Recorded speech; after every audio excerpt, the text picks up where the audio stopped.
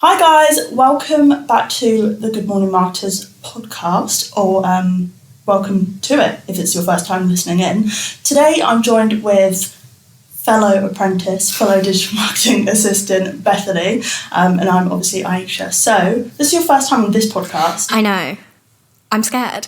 Don't be scared. No, I'm not scared. No, it's fun. It's cute. It's a conversation, but there happens to be cameras and microphones. Exactly. I've been on the JCP. I'm fine. Yeah, you only had one episode, right? I had one episode, and it wasn't even with you. You weren't even there. You weren't a host like me. No. See, I'm well versed in the podcast game now. I was the guest. I was not the interviewer. Yeah. Oprah. Anyway, so let's keep it professional, guys. Yes. So what are we talking about today? We're talking about a few things. I think first and foremost, the Barbie movie. I think everyone's obsessed. I'm obsessed. Like, I don't want to be stereotypical, but like even guy friends of mine who aren't into Barbie and stuff like that are interested in it because it's kind of iconic. It's giving a little bit like Don't Worry Darling. Like I feel like what the movie actually is going to be is not what they're showing us at the minute, which is great marketing. I kind of love that they haven't given anything away with it, really. Like, obviously there's a trailer. Yeah. But, like, you can tell that there's elements that you're not ready for. Yeah. And I'm a bit worried it's not going to live up to the hype. I feel the opposite.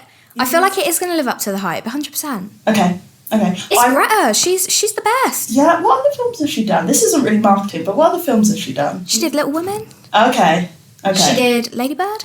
Oh, yeah, I watched that. Okay. Yeah. She's good. On a marketing front. Yes. So let's keep it to marketing, because we could talk all day about the film. No, of course. Yeah. Have you used the filter that they created, the AI thing? I haven't used it myself, but oh my God, what a great piece of marketing. Yeah. That is the easiest way to get people to market for you. Yeah. They've created this template and put it out there for everyone to just take and use completely free reign. And even if they're posting stuff that is nothing to do with Barbie, you see that branding and you're like, Barbie. Oh, there's a new Barbie film. Like, such a clever way of getting people to do marketing for you. Yeah, it's just like, we talk about community building a lot, but it's just like, that is, like, you just put it out there, everyone's getting on it, everyone's joining. Everyone wants to jump on the hype, everyone wants to be part of it. As soon as it dropped, my whole Twitter feed was just Barbie. Like, it started out with the actual cast and the actual tweets from Barbie themselves, and then just completely meme after meme, like different people, like, so funny. But even like brands are getting on it as well. Yeah. Like, I think it was Sol de Janeiro, they did it when they launched a new lotion, and that's so funny. But like, that was their... Pretty sure that was the first bit of marketing about this new lotion. Straight on the Barbie train. Do you know what, scrap the whole campaign we had planned. Yeah, they've been working on a campaign for like 6 months. They've like been ready to launch, and then the Barbie thing dropped. They were like, drop everything. We're doing something completely rogue.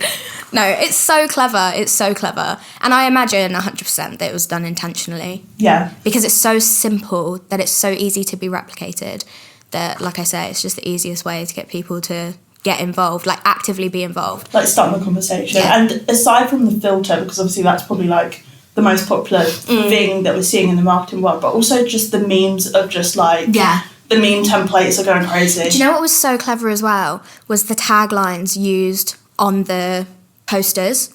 So the one like of Ken or of Barbie, and it's like, she's everything. He's just Ken.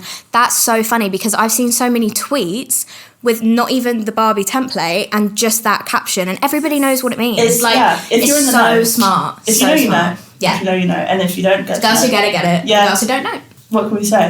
But yeah, that's so cool. And then obviously, I was more of a Bratz girl. Up. Yeah, I was a Bratz girl. I was a Bratz girl. And I feel like we've shown each other a few things with Bratz, what they're doing at the moment. And I love it. Like, they've made sure that, like, their audience has grown up, and then they've grown up and evolved. They're massively benefiting from the nostalgia aspect of all of this because their, like you say, their audience from back in the day when we were all playing with our Barbie dolls are now grown up digital, and they have grown up with us and joined us on the digital platforms. Just all of it, like down to like the Bratz game that just came out. I bought it on the Switch. I played it. It took me like 2 days. It was literally the easiest game ever. But that's so clever, because I saw the Bratz game coming out, straight away my mind goes to Rock Angels from when I was a kid, right? That was my favourite game on the PS2. Saw there's a new Barbie game, I'm like, right, I have to get involved, because I know that I love it. Oh, Bratz. Put some respect, yeah. See, there's a new Bratz game. And obviously I just wanted to jump straight on it, because you have that connection with the brand already. Yeah. And then the other thing that I think is really clever is that game was so easy that a new generation of younger people who maybe don't know what Bratz is as much as we do can get invested in the brand as well, because the game was so easy. Yeah. So it works for both audiences. It's the people who are nostalgic about it, want to revisit it, and the people who are new to it and getting involved for the first time. It's so smart how they've done that. And I mean, they've also played on some of TikTok as a platform is, you're either on I'd like to say normal part of TikTok, or unhinged. Yes. And Bratz is somehow tapping into both of exactly, that. Perfect. Exactly. With all the AI stuff. Yes. I mean, that's a whole conversation. That's so funny.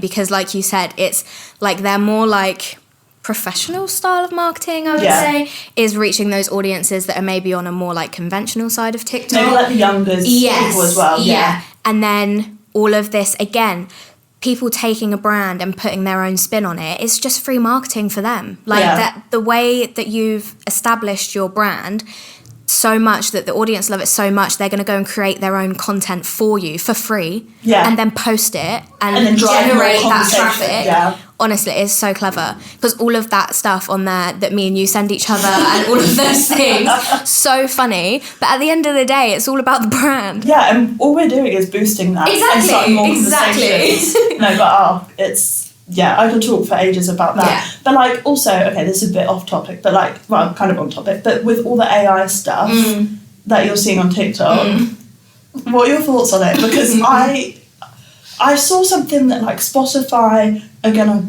crack down on it essentially, because have you seen they're taking Rihanna's vocals, and we all know Rihanna hasn't produced a new song. Well, she did a little while back, but an album or anything for a long time. Yeah. And Spotify not happy. I think, it comes back to such a wider conversation about AI already, which I'm ready to have it. She's dangerous. She is dangerous. You can do so many things with AI, deep fakes. Is that what they're called? Yeah. When you take someone's face and make them say something that they haven't said, that and is people actually scary. get into trouble. Yeah. That happened with Taylor Swift. Yeah. Which I knew it was fake, so I found it funny. Yeah. But a lot of people didn't know it was fake, because you you can't monitor or police the general public and make them put disclaimers or anything. Exactly, and it's defamation of character. You're just saying that someone said something that they definitely didn't say.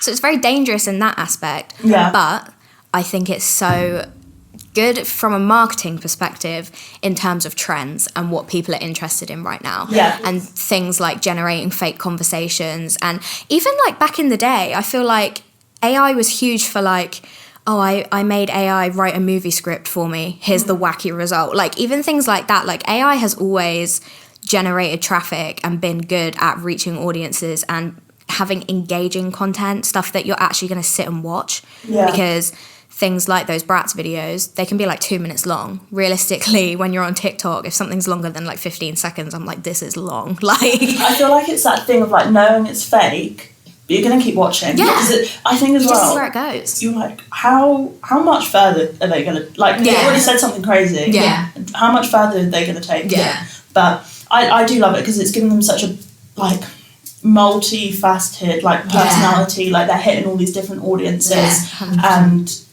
they've just you maybe a few years ago. I feel I still saw Bratz doing some stuff, but they were kind of dead a little bit. Yeah. And even Barbie a little bit. But with this new Barbie film, Barbie, yeah.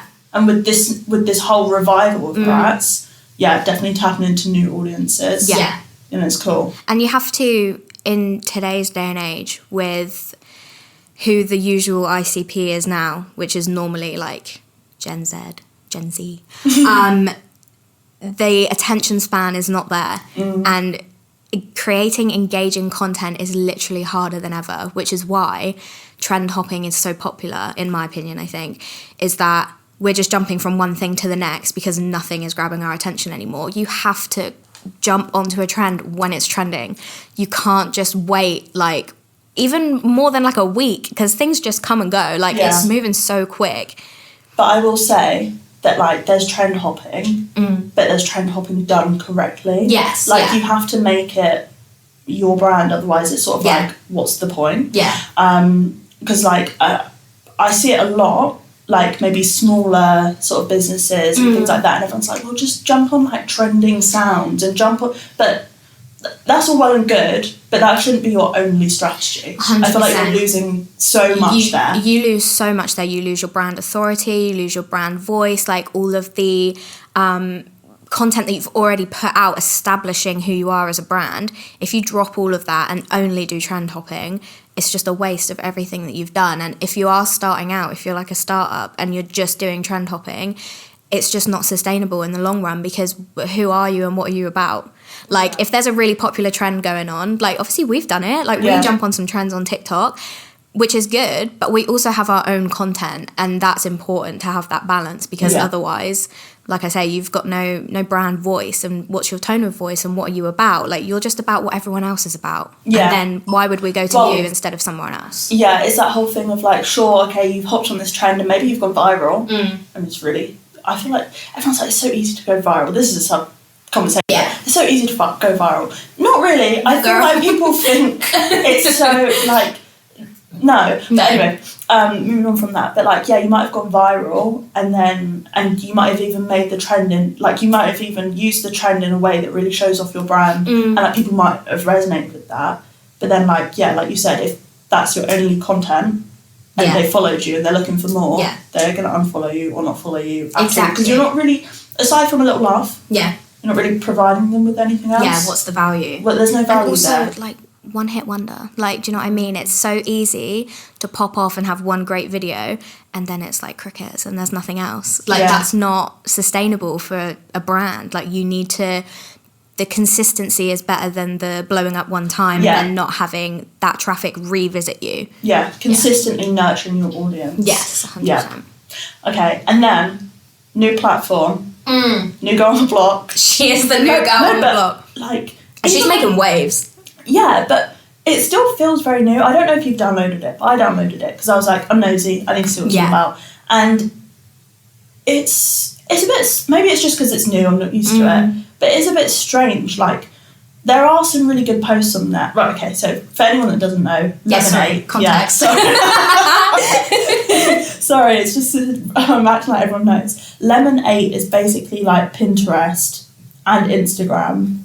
And I think they might be, hello? Those weren't words. I think they're going to be adding in some like other elements like video and things like that. It's a bit of a weird platform. I mean, I do kind of like it, but I do think it's very... it lacks a lot of personality. Yes, it's kind of like you said, if you're creating an app and everyone's first thought is, oh, it's like this other app, what's the point in that? Like, I will be interested to see what establishes it as its own app, because like you say, when everything I've seen of it, and obviously you've used it and thought this, it is literally just Instagram and Pinterest having a baby. It's video and photo, but it's what makes it different. Like, I don't really know right now what the difference is, but it's owned by TikTok, so I just feel like it's here to stay. Like, I feel like realistically they've got the budget, like they've established themselves with TikTok. I have the faith that there's got to have purpose. I think as well, considering it is, I mean, people have got opinions on TikTok and all of that, but you can't deny TikTok's success. I mean, we talk about every single conversation that anyone has about social media, they are like the forefront of the conversation now. But one thing about TikTok that I think, and I've seen time and time again, is that they really do listen to their audience. They're not like, well, Instagram, there's still a place for you in my heart, but you don't listen to us. She's the OG, but she doesn't listen. Literally, oh, Mark, why aren't you listening to us? Please, we're begging. Maybe back to chronological. Yeah, no, don't, because I feel like such a freak when I'm liking people's posts from 4 days ago. It's on my feed, like I'm not stalking you. No, but, one thing about TikTok is they do listen to their audience, they listen to their users, and I think considering, it's owned by TikTok and it's new, they're probably going to experiment with a lot, which is what TikTok does as well. So I'm excited to see what happens. I don't know if it's going to fall off. Only time will tell with this one. It's and it's a bit strange because it's all, like, it just lacks personality completely. I also feel like, I don't know the ins and outs, I haven't downloaded it or used it, but are you, like, supposed to upload your own content? It feels very influencer heavy. Yeah. Because the influencers, like, they can post their little outfits and tag where their clothes are from and, like, how much it costs and things like that. It feels very influential in that way, and it's kind of like, I don't know if I'm supposed to be posting my own content on there, or if the purpose is to consume content from people who already have an audience. Like, I'd be interested to see if anyone joins Lemonade and then becomes a Lemonade influencer. Like, how does it work? Because I uploaded, like, because they're basically like carousels, so they're mainly, you can upload videos, but most people are doing photos on there. Yeah. And then they're really, really customizable. So you can add, like, little bits of text, little elements. That's all of cute. this. So you can, although I don't really know how it works with, like, if a brand was to use it, because...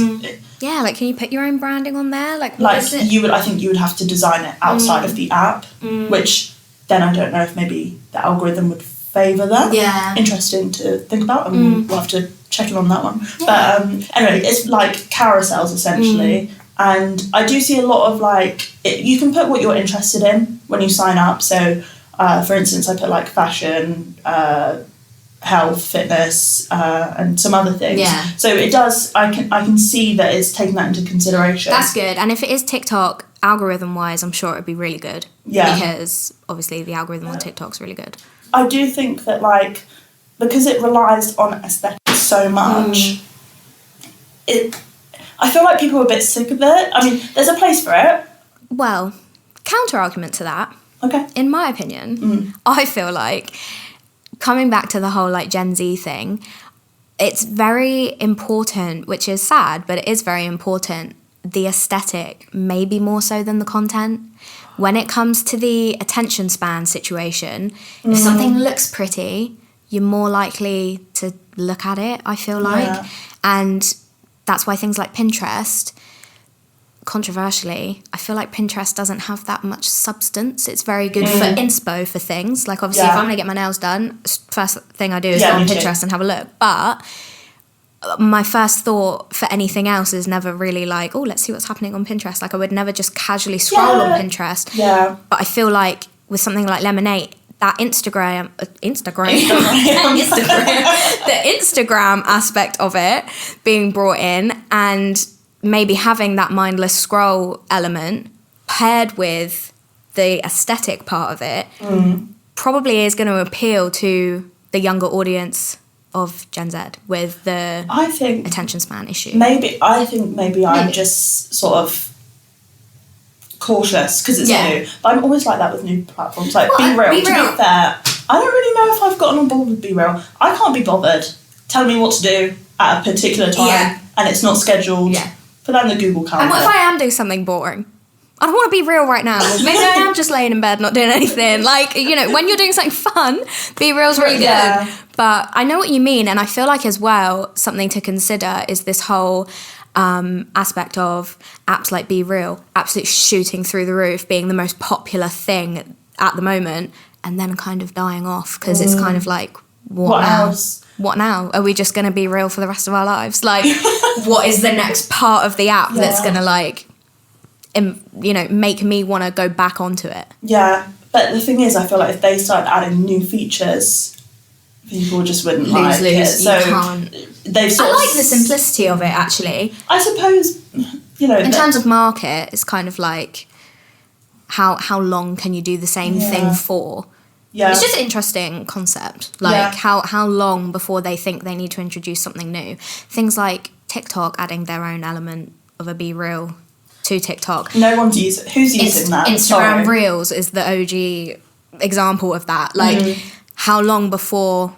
Well, actually, Instagram Stories. Instagram Stories, They stole that from Snapchat. Yeah, 100%. Then they went on to Reels. Yeah. Then they went on to what other else TikTok's doing. Yeah. No, 100%.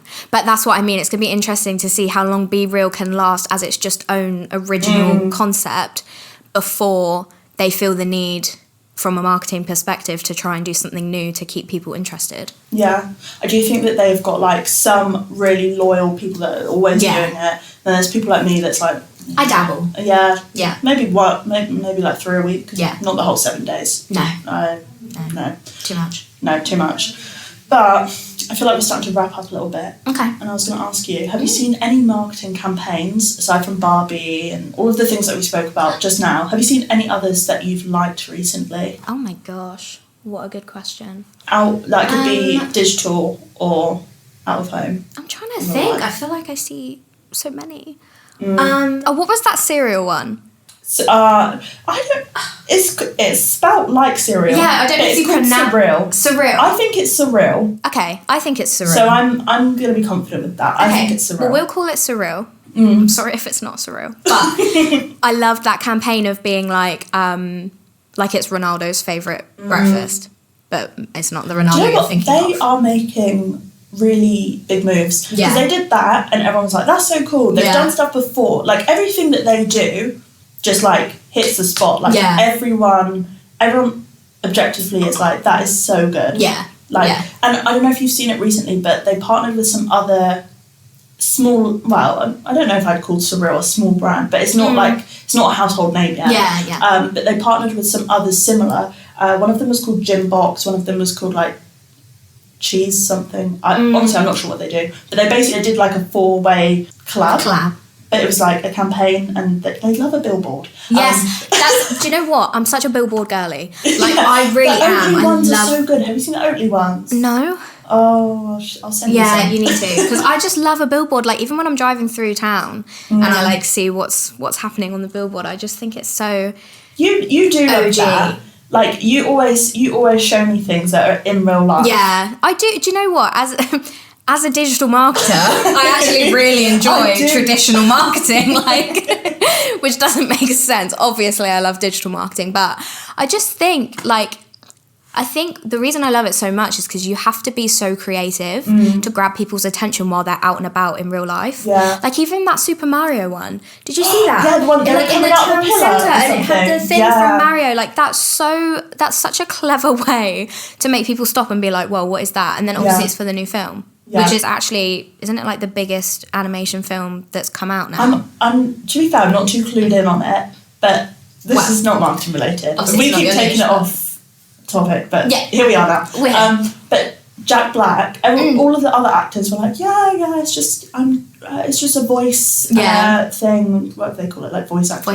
It's just, a part of my career. Yeah. And Jack Black is like, no, this is the biggest thing of my career. The pinnacle of my career. Like, he was like School of Rock. I don't know how. He was like, I am Wario. He's done so many good things. Is he Wario or is he Bowser? Oh, he's Bowser, isn't he? Is he? I don't know. Doesn't matter. Watch the film. Exactly. I'm gonna have to hit the cinema, but.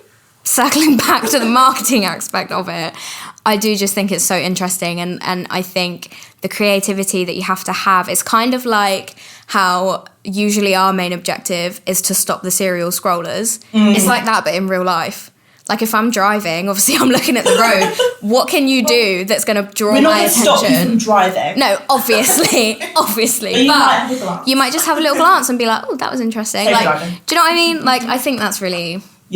important. Yeah, okay. Well, we've spoken about a lot today. It's great to have another apprentice, another assistant on the podcast. Thank you for having me. I feel special to be here. But yeah, so that's it from us today. You can catch us very soon on Spotify or on YouTube. But yeah. Cool.